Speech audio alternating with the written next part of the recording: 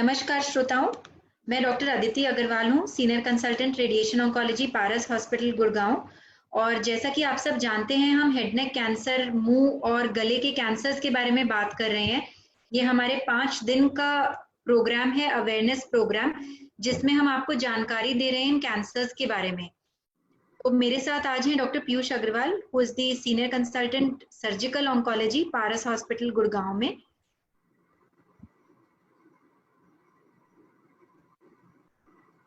Day 1 पे हमने बात करी कि मुंह और गले के कैंसर्स क्यों होते हैं और कैसे बचाव कर सकते हैं।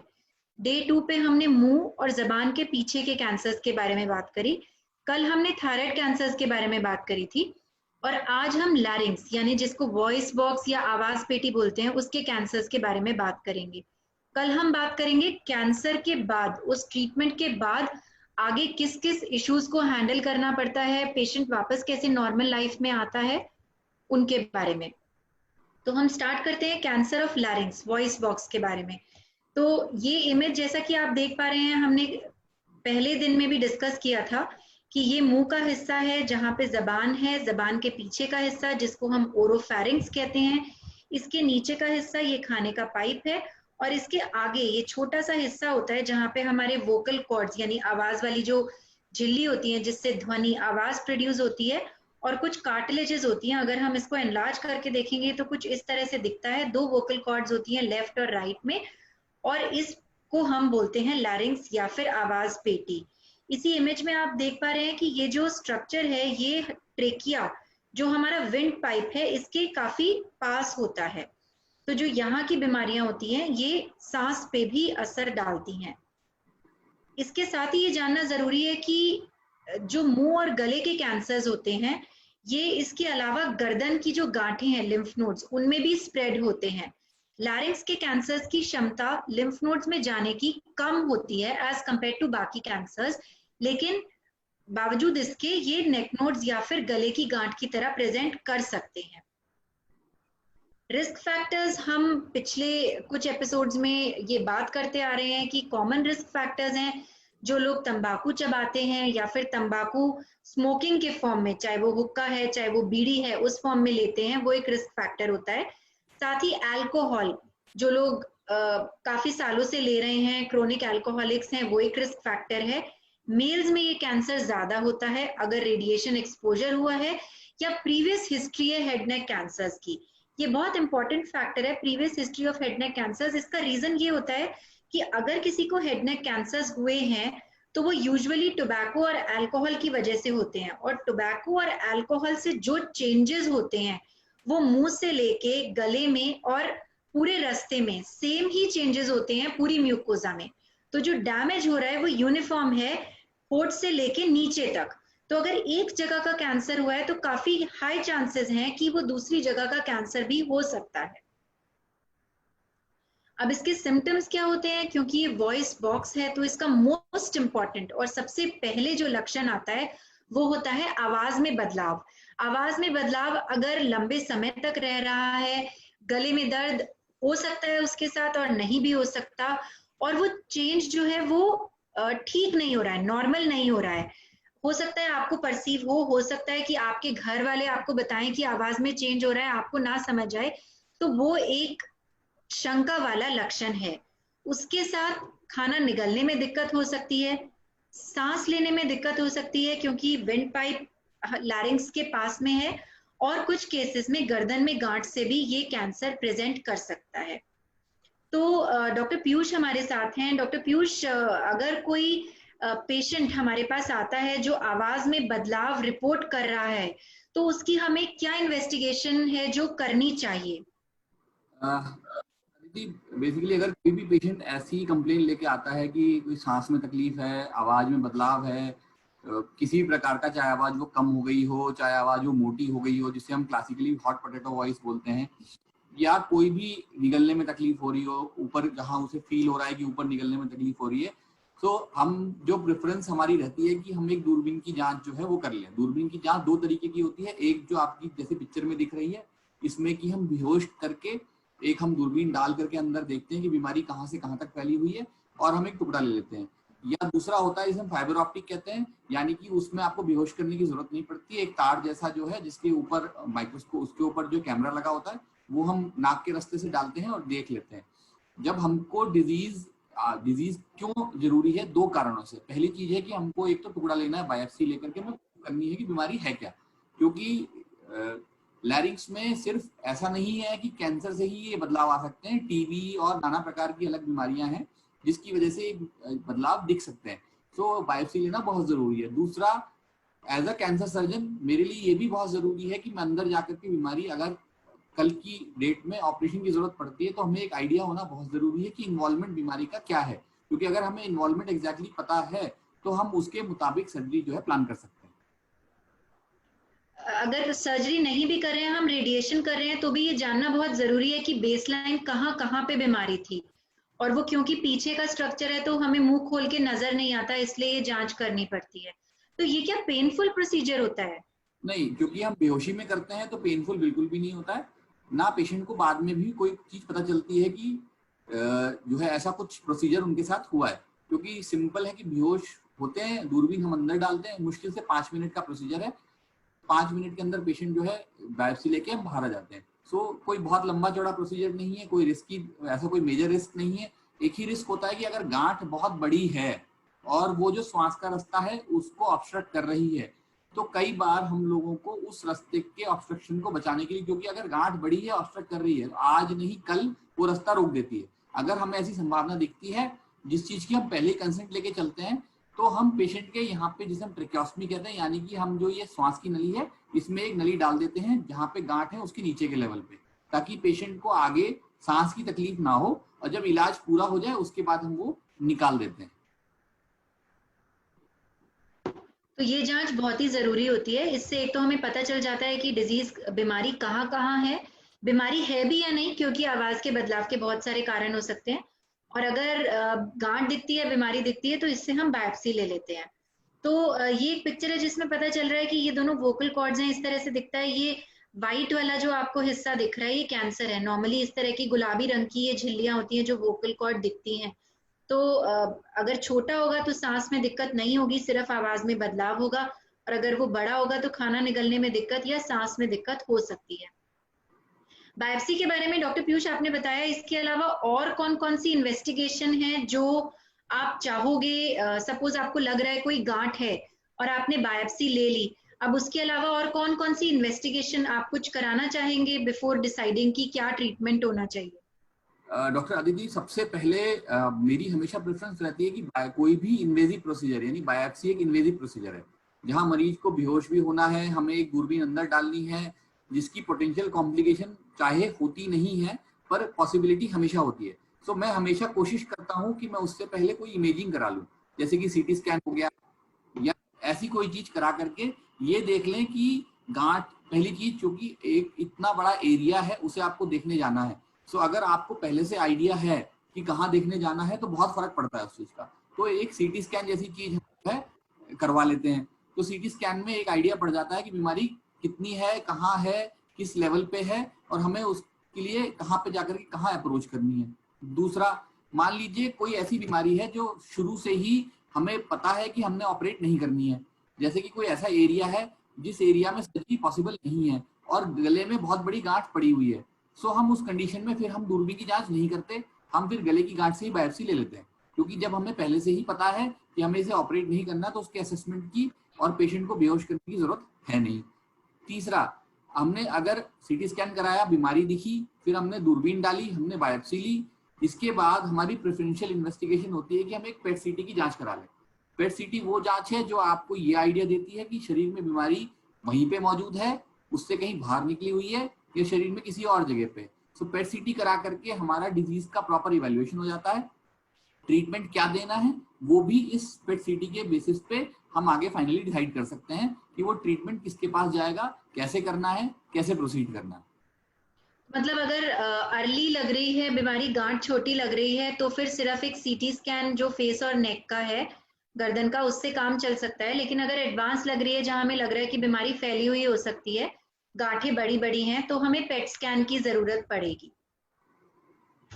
तो एक बार डायग्नोसिस बन गया, ये कुछ इमेजेस हैं कि अगर हम सीटी स्कैन करेंगे, एमआरआई करेंगे, तो इस तरह की गांठ, ये जो आप सफेद रंग की ग्रे से कलर की देख रहे हैं, यहाँ पे भी गांठ दिख रही है। और अगर आप ध्यान से देखें तो एक इम्पॉर्टेंट चीज ये होती है कि ये थायराइड, जो एक तो थायराइड हमारा ग्लैंड होता है जिसके बारे में हमने कल बात करी, जो हार्मोन बनाता है, उसके अलावा एक कार्टिलेज होती है जो थायराइड कार्टिलेज कहते हैं हम इसको, ये लैरिंग्स का ही पार्ट होती है, वॉइस बॉक्स का पार्ट होती है। तो अगर ये गांठ कार्टिलेज का इन्वेजन कर रही है, यानी कि कार्टिलेज को डिस्ट्रॉय कर रही है, तो फिर उन केसेस में हमें रेडिएशन उतनी इफेक्टिव नहीं होती है, वो हम आगे बात करेंगे, तो उसका ट्रीटमेंट बदल जाता है। इसलिए ये जानना भी बहुत जरूरी होता है सीटी स्कैन पे। तो अगर कोई गांठ आई और बायोप्सी में वो पॉजिटिव आ गई है, पेशेंट का सीटी स्कैन हो गया है, पेट सीटी स्कैन हो गया है और उससे बीमारी लिमिटेड है, यानी कि लैरिंग्स में लिमिटेड है या गर्दन में गांठें हैं, तो वो स्टेज 3 तक की गांठ मानी जाती है।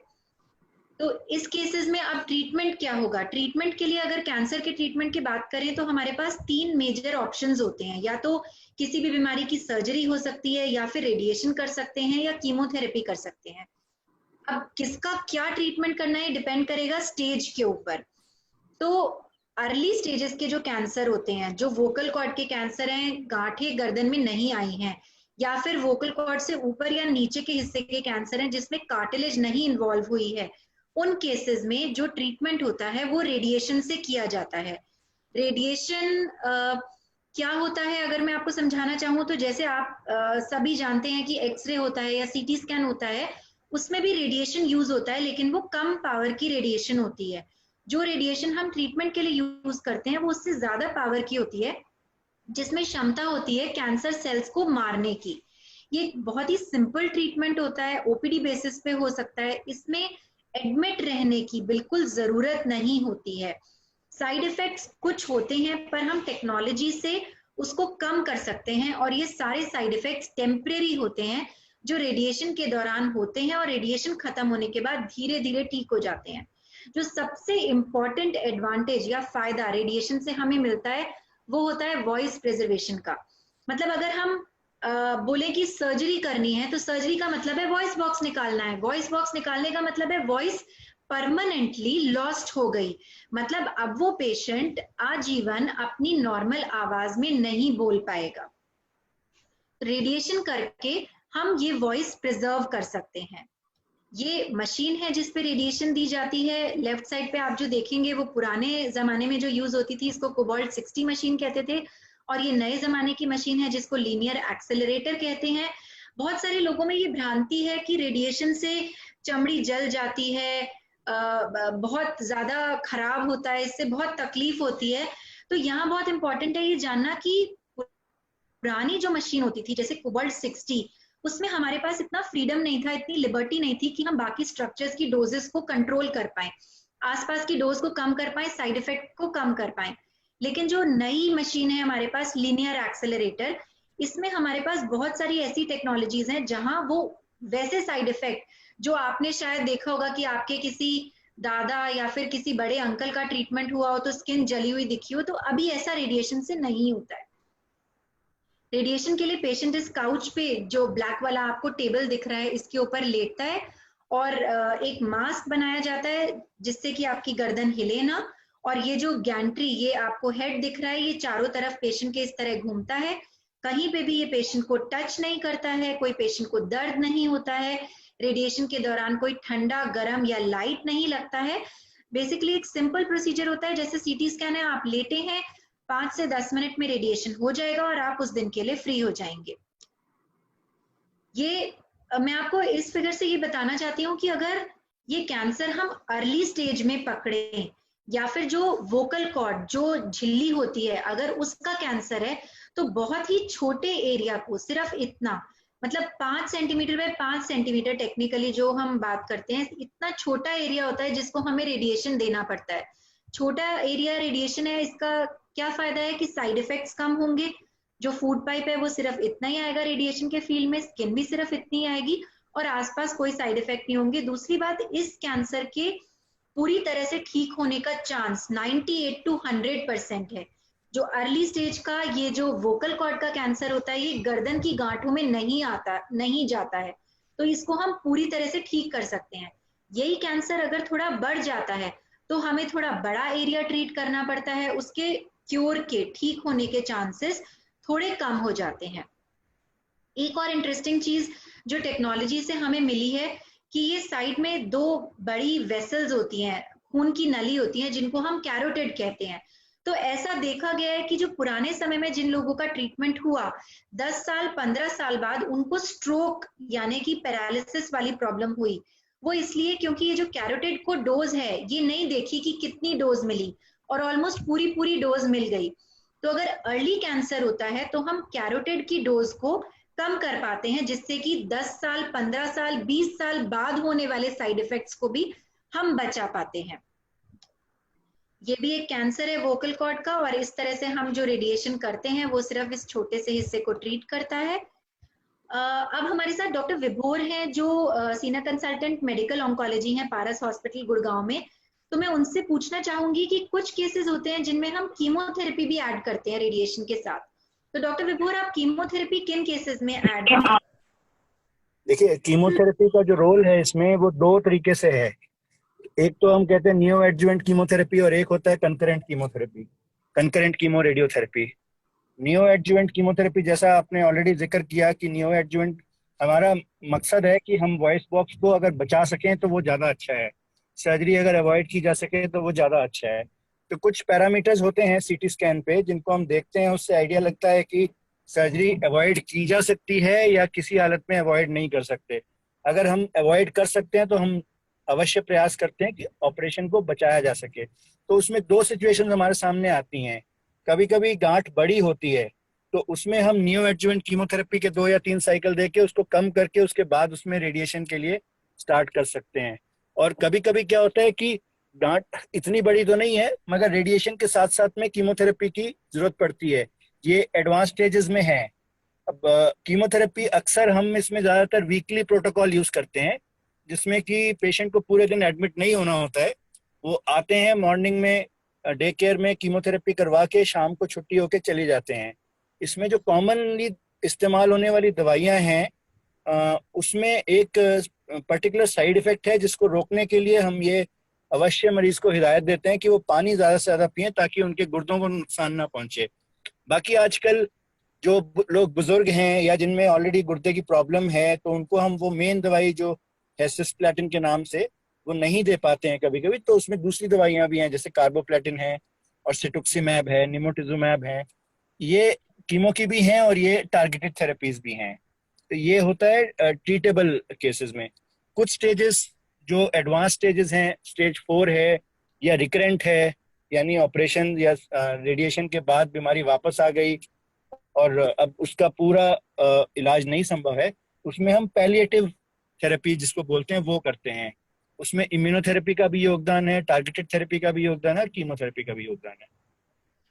तो डॉक्टर विभोर, मतलब अगर वॉइस बॉक्स हम बचा सकते हैं, रेडिएशन अपफ्रंट कर सकते हैं, तो हम रेडिएशन करेंगे, एडवांस केसेस में कीमोथेरेपी करेंगे, और जैसा आपने बताया कि इसके लिए पेशेंट को एडमिट होने की जरूरत नहीं है, पेशेंट रेडिएशन के लिए भी डेली आ जा सकते हैं घर से, और ये कीमोथेरेपी भी इतनी सिंपल है कि लगा के पेशेंट उसी दिन जा सकते हैं घर वापस। सही, बिल्कुल सही, लगा के उसी दिन जा सकते हैं। इसमें जो कॉमन साइड इफेक्ट्स होते हैं वॉमिटिंग के होते हैं और किडनी का डैमेज हो सकता है, ईयर सुनने की क्षमता को नुकसान पहुंच सकता है, तो उसका हम टेक केयर कर लेते हैं।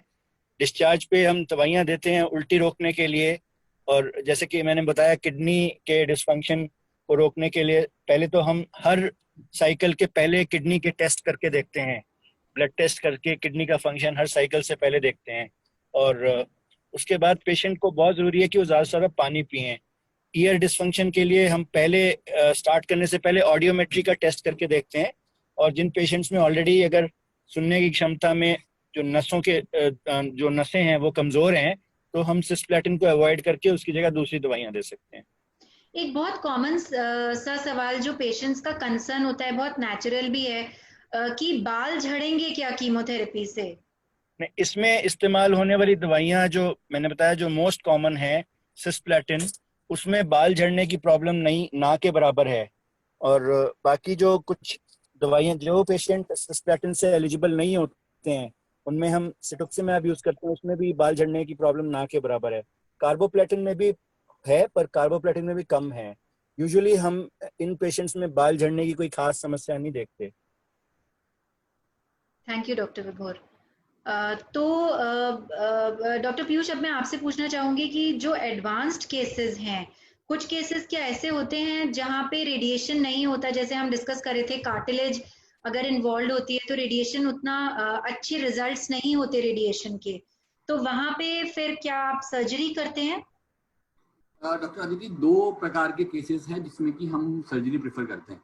ऐसे तो बुक्स में मेंशन नाना प्रकार की सर्जरी है जिसमें कि आप वॉइस बॉक्स प्रिजर्विंग सर्जरीज भी करते हो, पर वो अर्ली स्टेज में है। सो अदर अर्ली स्टेज में आप single form of therapy use करते हो, या तो आप सर्जरी यूज करिए या आप रेडिएशन यूज करिए। मेरी पर्सनल प्रेफरेंस रेडिएशन के लिए रहती है, क्योंकि सर्जरी के side effect, prolong side effect बहुत ज्यादा है। जब आप आधा लैरिंक्स निकालते हो, आधा वॉइस बॉक्स निकालते हो या ऊपर का वॉइस बॉक्स निकालते हो, पेशेंट बहुत डिलेड समय तक अपना जो खाना पीना लेता है वो सांस की नली में जाता रहता है और देर सवेर फिर आ करके आपको वही सर्जरी करनी पड़ती है। तो मेरी प्रेफरेंस ये रहती है कि जब ट्यूमर कार्टिलेज को इन्वेड करके बाहर आ जाए, उन्हीं केसेस में, सिर्फ उन्हीं केसेस में जो है सर्जरी करी जाए।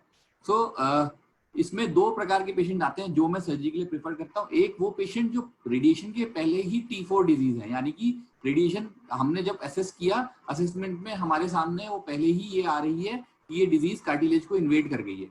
दूसरे वो पेशेंट आते हैं जिन्होंने रेडिएशन ले लिया है, लेकिन रेडिएशन के बाद डिजीज या तो वापस आ गई है, री रेडिएट हम नहीं कर सकते, या डिजीज पूरी तरह रिस्पॉन्ड नहीं करी है रेडिएशन को। तो इन दोनों प्रकार के पेशेंट्स में हम जो सर्जरी करते हैं उसे हम कहते हैं टोटल लैरिंजेक्टमी। टोटल लैरिंजेक्टमी बेसिकली आपका जो लैरिंग्स है वो जहां से आपकी वोकल कॉर्ड के ऊपर से शुरू होता है और जहां श्वास नली बनती है, इन दोनों के बीच का हिस्सा है। सो हम जब सर्जरी करते हैं तो इस हिस्से को निकाल देते हैं। हम इस हिस्से को निकाल करके जो पीछे का फूड पाइप है उसे हम वापस बना देते हैं जोड़ करके, या तो वो अपने आप आपस में ही, अगर अच्छा पीछे फूड पाइप की जगह बची है तो उसे फिर हम प्राइमरी क्लोजर कर देते हैं, यानी वो बिना किसी कहीं से और चमड़ी लिए बिना बंद हो जाता है। अगर हमें लगता है कि नहीं ये बाद में सिकुड़ जाएगा रास्ता, तो हम कहीं ना कहीं से चमड़ी लेके, मोस्टली हम छाती से चमड़ी लेकर के उस फूड पाइप को दोबारा बना देते हैं। अब जो सांस की नली होती है, क्योंकि हमने सांस की नली यहाँ से कट कर दी है, तो सांस की नली का रास्ता हम ये बिल्कुल छाती के ऊपर, जहाँ पे ये स्टर्नम जो हम कहते हैं, जो छाती की हड्डी है, इसके ऊपर एक छेद बना के परमानेंट रास्ता बना देते हैं। तो ये रास्ता परमानेंट होता है। मरीजों का अक्सर क्वेश्चन होता है मेरे पास कि सर ये बंद कब होगा? तो ये बंद नहीं हो सकता। जैसे आपकी नाक के छेद है ऐसे ही है।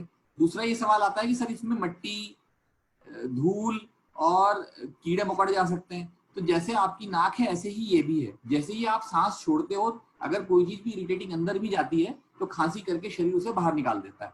दूसरा, इनके लिए स्पेशल बिब्स आती हैं, तो वो बिब बांध के चलता है मरीज। अगर आप मरीज को बिब बांधे मरीज को शर्ट के साथ देख लोगे तो आप ये देख के नहीं बता सकते, अगर यही मरीज जिसकी फोटो आ रही है इसने बिब बांधी हुई हो, तो आप दूर से देख के ये भी नहीं बता सकते कि मरीज की जो है सर्जरी हुई है। अब बात रही खाने की, क्योंकि हमने फूड पाइप क्रिएट कर दिया है, यूजुअली 15 डेज के आसपास मरीज अपने मुंह से खाना पीना सब स्टार्ट कर देता है, उसमें कोई समस्या नहीं आती है। तो फिर अभी वॉइस बॉक्स आपने निकाल दिया है, तो अभी बोलेगा कैसे पेशेंट? हाँ, क्योंकि आप जिस तंत्र से आवाज बनाते हो उस तंत्र को ही निकाल दिया है, लेकिन अभी आपके पास आपकी जीभ बाकी है। सो इसके दो मोडालिटीज हैं, हम उसको कहते हैं वॉइस रिहैबिलिटेशन बेसिकली, कि आवाज आप वापस कैसे लाओगे। सो दो प्रकार की वॉइस रिहैबिलिटेशन है। एक जो है प्रोवोक्स का बटन टाइप इंस्ट्रूमेंट आता है, उसमें अंदर बाहर वॉल्व होता है बीच में और अंदर बाहर ये फ्लैंजेस होते हैं, ये लग जाता है। इससे जो वॉइस है वो इसोफेजियल वॉइस होती है एंड इसकी क्वालिटी ऑफ वॉइस जो है काफी बढ़िया होती है। दूसरा, लेकिन इसकी अपनी समस्या है। इसकी समस्या क्या है? एक तो ये परमानेंट डिवाइस नहीं है, इसको आपको चेंज करना पड़ता है 6 महीने से साल भर के अंदर। इसकी जो शेल्फ लाइफ है वो इतनी है, तो आप जब यूज करते हो इसको तो आपको चेंज करना पड़ता है। दूसरा, कई बार किसी मरीज में अगर स्टोमा नैरो हो गया तो निकालने पड़ते हैं, क्योंकि ये ऑब्स्ट्रक्ट करता है स्टोमा को। स्टोमा जो बनाते हैं हम, जो रास्ता बनाते हैं, अगर वो नैरो हो गया तो निकालने पड़ते हैं। तीसरा, क्योंकि ये रास्ता है खाने की पाइप और सांस की नली के बीच में, अगर ये रास्ता जितना इसका साइज उतना ही रहा तो ठीक, अगर वो रास्ता बढ़ गया एक लिमिट से ज्यादा, तो या तो आपको ये चेंज करना पड़ेगा, और कई बार वो फिस्टुला बन जाता है, यानी कि आपकी खाने की नली से जो है ट्रेकिया में आना शुरू हो जाता है, आपकी श्वास की नली में खाना पानी सब आना शुरू होता है। उस केस में मेजर सर्जरी होती है, मेजर सर्जरी करके पीछे ये रास्ता बंद करना पड़ता है। सो अगर आप देखो तो इसकी कुछ समस्याएं, क्वालिटी ऑफ वॉइस डेफिनेटली बहुत अच्छी है, बट कुछ रिकरेंट समस्याएं, जैसे कि एक आपका रिकरेंट फाइनेंशियल कॉस्ट, क्योंकि ये चेंज होगा, वो आपकी फाइनेंशियल कॉस्ट हर साल की आपको लगनी है। दूसरा, चांसेस ऑफ कॉम्प्लिकेशन डेफिनेटली जो दूसरा वाला अभी जो मैं बताने वाला हूँ उससे ज्यादा है। तो दूसरा जो इंस्ट्रूमेंट होता है उसे हम कहते हैं इलेक्ट्रोलैरिंक्स। इसमें क्या होता है, ये वाइब्रेट करता है इंस्ट्रूमेंट, तो मरीज अपने गले में यहाँ या यहाँ लगाता है और इससे रोबोट जैसी आवाज आती है। मरीज को थोड़ी प्रैक्टिस करनी पड़ती है, इसमें आपको सिर्फ बैटरी चेंज करनी है, एज सच कोई कॉम्प्लिकेशन नहीं है। हाँ, डेफिनेटली क्वालिटी ऑफ वॉइस मरीज की उस डिवाइस से कंपैरेटिवली बेटर नहीं है, कम है। तो ये जो आप बता रहे हैं डिवाइसेस हम पेशेंट को दे सकते हैं, ये सर्जरी के कितने टाइम बाद वो यूज कर सकते हैं? फोक्स तो इमीडिएटली हम लगा देते हैं, तो इंट्रॉप, क्योंकि इंट्रॉप आपके सामने सब कुछ ओपन है, तो लगाना बहुत इजी है। आप इंट्रॉप लगा सकते हो, आप पोस्टऑप लगा सकते हो। इलेक्ट्रोलैरिंक्स यूजुअली प्रॉपर हीलिंग हो जाती है वुंड की, उसके बाद हम शुरू कराते हैं। तो अगर सर्जरी के बाद रेडिएशन भी होगा पेशेंट का, तो रेडिएशन खत्म होने के बाद लगाएंगे? हाँ, क्योंकि इलेक्ट्रोलैरिंक्स तो आई प्रेफर कि उसके बाद शुरू करें, क्योंकि रेडिएशन के टाइम में स्किन के कॉम्प्लिकेशंस होने की प्रोबेबिलिटी, अगर कोई प्रेस करता है या उस पर रगड़ पड़ती है तो स्किन के कॉम्प्लिकेशंस होने की प्रोबेबिलिटी बढ़ जाती है। Thank you doctor Piyush. तो कुछ केसेस ऐसे होते हैं जहाँ पे सर्जरी उस समय पॉसिबल नहीं हो पा रही है, मतलब doctor Piyush you would agree with me कि आप भी बोल देंगे कि नहीं अभी सर्जरी करना ठीक नहीं होगा, तो उन केसेस में डॉक्टर विभोर कीमोथेरेपी का कोई रोल है क्या? हाँ, बिल्कुल रोल है। जिसमें इमीडिएटली सर्जरी पॉसिबल नहीं है तो उसमें हम नियो एडजुवेंट कीमोथेरेपी करते हैं, और उसमें हम 2 या 3 साइकिल देते हैं, जिसमें कि मोस्टली 3 दवाइयाँ इस्तेमाल होती हैं कीमोथेरेपी में। उसको हम 3 ड्रग रेजिम बोलते हैं। कभी कभी 2 ड्रग रेजिम भी यूज करते हैं, वो डिपेंड करता है कि पेशेंट का फिटनेस क्या है, उसको देख करके हम लोग डिसाइड करते हैं। और कॉमनली ये जो प्रोटोकॉल्स हैं, इसमें कुछ प्रोटोकॉल्स हैं जिनमें 5 दिन दवाई चलती है, कुछ में 3 दिन चलती है, कुछ में वीकली चलती है, हफ्ते में एक बार छोटी डोज में देते हैं। वो सब डिपेंड करता है कि पेशेंट का जनरल कंडीशन क्या है। कुछ अगर हम हर 3 हफ्ते में देने वाला प्रोटोकॉल यूज कर रहे हैं तो उसमें 2 या 3 साइकिल के बाद हम दोबारा से स्कैन करके देखते हैं कि अब पेशेंट ऑपरेशन लायक है कि नहीं। और अगर हम वीकली वाला प्रोटोकॉल यूज कर रहे हैं तो उसमें हम 8 से 12 हफ्ते के बाद स्कैन करके देखते हैं। तो उसके बाद अगर असेसमेंट जो दोबारा से इमेजिंग करी, उस पे अगर इमेजिंग पे रिस्पांस अच्छा आता है तो पेशेंट सर्जरी के लिए चला जाता है, और अगर उस समय रेडिएशन इसका रिस्पांस अच्छा नहीं आता तो फिर क्या ऑप्शन है पेशेंट के पास? उस केस में फिर रेडिएशन का ही ऑप्शन बचता है। पर उन केसेस में रेडिएशन उतनी इफेक्टिव नहीं होती है। एक्चुअली डॉक्टर अदिति, उसमें प्रेफरेंस ये रहती है कि अगर देखिए रिस्पांस बहुत ही एक्सट्रीमली बहुत बढ़िया रिस्पांस आ गया, तो जैसे मान लीजिए बहुत ही ऐसा है बीमारी छोटी हो गई, तो मेरी प्रेफरेंस ये रहती है कि मैं पेशेंट को रेडिएशन के लिए भेज दूं इंस्टेड ऑफ सर्जरी, और फिर बाद में हम उसे फॉलो अप करते रहे। इन केस डिजीज वापस आती है तो देन ऑपरेट करें, जितना टाइम उसे अपनी नेचुरल वॉइस मिल जाए उतना बढ़िया। दूसरा वो आता है पेशेंट जिसमें कि रिस्पांस नहीं आता, सो बेटर है कि उसमें हम रेडिएशन दे करके इवेल्युएट कर लें। अगर डिजीज चली जाती है तो वेल एंड गुड, नहीं जाती तो एटलीस्ट वो डिजीज एमिनेबल टू सर्जरी हो जाती है। तो अगर कीमोथेरेपी से डिजीज श्रिंक करता है और हम रेडिएशन करते हैं तो एटलीस्ट वॉइस प्रिजर्व करी जा सकती है, और अगर बीमारी जब भी वापस आएगी तो उस केस में surgery is the last option, तो फिर पेशेंट के लिए उस तरह डिजीज से कंट्रोल हो सकता है। ओके, तो अगर हम इसकी क्योर रेट की बात करें तो जैसा आप देख रहे हैं यहाँ मैंने लिखा है ग्लॉटिस और एक सुप्राग्लॉटिस। ग्लॉटिस वो वोकल कॉर्ड है जिसकी झिल्ली जिससे आवाज प्रोड्यूस होती है, सुप्राग्लॉटिस उसके ऊपर का हिस्सा होता है। तो इन दोनों में भी काफी डिफरेंस होता है। अगर हम 100 पेशेंट्स देखें तो कंट्रोल रेट्स डिफरेंट होते हैं, और स्टेज 1 से स्टेज 4 में ये कम होते जाते हैं। जब हम रिजल्ट देखते हैं कि किसी पेशेंट को ट्रीटमेंट से कैसा रिस्पॉन्स हुआ, उसने कैसा रिस्पॉन्ड किया, तो मोस्ट इम्पॉर्टेंट जो चीज है वो कैंसर का कंट्रोल होती है। हर चीज से ऊपर जान है तो जहान है, अगर लाइफ रहेगी तो बाकी चीजें रहेंगी। फिर उसके बाद हम देखते हैं वॉइस क्वालिटी, जो कि अगर हम रेडिएशन करते हैं, कीमो रेडिएशन करते हैं, तो उससे काफी हद तक हम प्रिजर्व कर सकते हैं। स्वॉलोइंग वो भी हम रेडिएशन और कीमो रेडिएशन से प्रिजर्व कर सकते हैं। और कॉस्मेसिस यानी कि अगर स्टोमा है या फिर आर्टिफिशियल लैरिंग्स लगा हुआ है या अगर नाक से ट्यूब डली हुई है खाने के लिए, तो वो सोशल स्टिग्मा की तरह होता है, पेशेंट्स को अच्छा नहीं लगता। तो रेडिएशन और कीमो रेडिएशन दोनों इन सारी चीजों को टैकल करने में हेल्प करता है। मेन बात यह है कि अगर डिजीज अर्ली आएगा तो हम उसको रेडिएशन या कीमो रेडिएशन से ट्रीट कर पाएंगे। इसलिए बहुत इंपॉर्टेंट है कि अगर आपको कोई भी अनयूजुअल चेंज लग रहा है आपकी आवाज में, या डिफिकल्टी लग रही है, तकलीफ लग रही है खाना निगलने में, या फिर गर्दन में कोई भी गिरती है, तो प्लीज अपने डॉक्टर से मिलिए, क्योंकि ये अर्ली लैरिंग्स कैंसर हो सकता है और अर्ली केस में इसके क्योर रेट्स, पूरी तरह से ठीक होने के चांसेस 90 to 100% है। अभी हम रिकरेंस की बात कर रहे थे, एक बार पेशेंट पूरी तरह से ठीक हो गया तो डॉक्टर पीयूष क्या ये बीमारी वापस आ सकती है? डॉक्टर, कैंसर की एक ही जो है प्रॉब्लम है, ये इसका जो ड्रेड है वो ड्रेड कोई रीजन है, डर जो है, तो इसका रीजन है कि आप अगर 100 केस को ट्रीट कर रहे हो, चाहे वो कितनी कोई सी भी स्टेज के हो, तो हमेशा एक प्रोबेबिलिटी जरूर रहती है, चाहे वो कितनी छोटी परसेंटेज हो, चाहे वो 1% की प्रोबेबिलिटी हो, बट वो प्रोबेबिलिटी हमेशा रहती है कि बीमारी वापस आ सकती है। उसके कई रीजन है। पहली चीज तो आपकी बीमारी थी, जब आपकी बीमारी है तो एक चांस हमेशा रहता है कि वो बीमारी चाहे कोई भी ट्रीटमेंट हुआ हो उसके बाद भी कहीं अगर एक माइक्रोस्कोपिक सेल भी रह गया है या वो साइलेंट बैठा हुआ है तो वो कभी एक्टिवेट हो सकता है। दूसरा, जरूरी नहीं उसी जगह पे आए, क्योंकि आपकी जो म्यूकोसा है, अंदर की चमड़ी है, उसका डैमेज तो लिप से लेकर के नीचे तक हुआ है। आपने जो प्रोडक्ट्स यूज किए हैं वो एक कोई पिन पॉइंट नहीं है, प्लस आपकी जेनेटिक डेफिनेटली ससेप्टिबिलिटी है उस प्रोडक्ट के लिए। जब आपने प्रोडक्ट यूज किया, म्यूटेशन हुआ, इसका मतलब आप जेनेटिकली ससेप्टिबल हो। सो ये बेसिक फैक्टर्स हैं जिनकी वजह से बीमारी वापस आ सकती है। यूजुअल रिकरेंस का मेजर पीरियड है, मतलब फर्स्ट 2 इयर्स में जो है मैक्सिमम चांसेस हैं, अप टू 90% जो रिकरेंसेस होते हैं वो पहले 2 साल में होते हैं, रेस्ट 5 साल में होते हैं।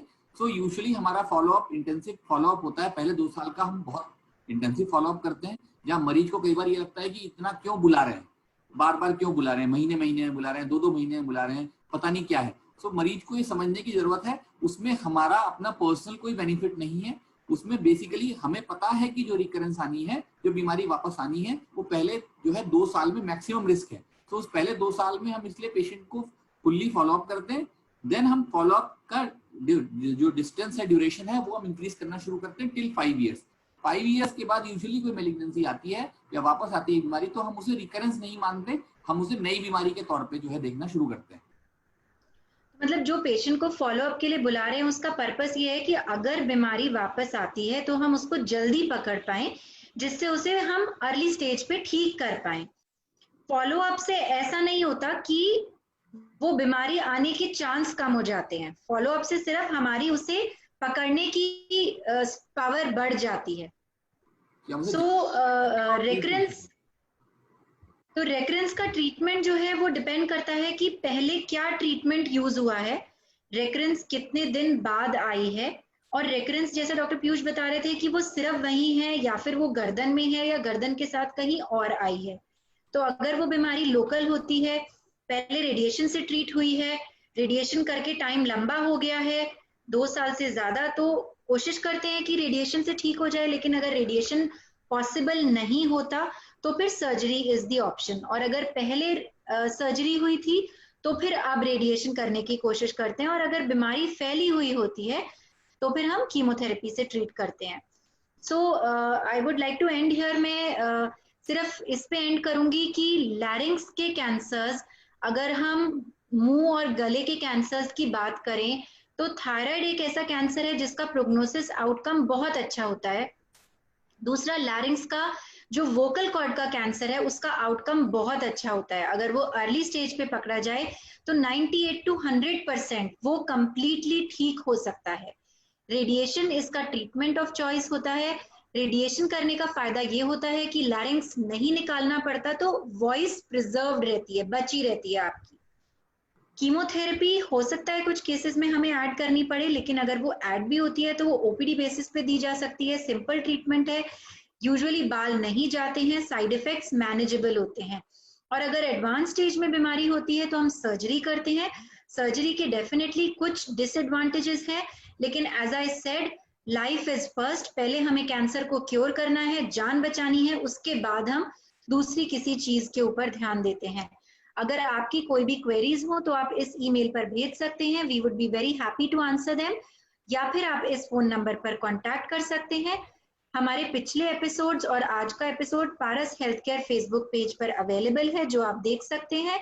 और कल हम बात करेंगे कैंसर के बाद के ट्रीटमेंट की, या कैंसर के बाद की चीजें जिनकी हमें जरूरत होती है, चाहे वो साइकोलॉजिकल सपोर्ट है, या फिर वो डाइट है, या वो डेंटल है, या वो फिजियोथेरेपी है रिहैबिलिटेशन के लिए। और हम बात करेंगे कि जो बहुत एडवांस्ड केसेस होते हैं जहां हम क्योर की उम्मीद नहीं रखते हैं, वहां हम पेशेंट को राहत देने के लिए, उसकी तकलीफ को कम करने के लिए क्या ट्रीटमेंट कर सकते हैं। तो मैं इसके साथ एंड करूंगी। Thank you doctor Piyush, thank you doctor विभोर, नमस्ते।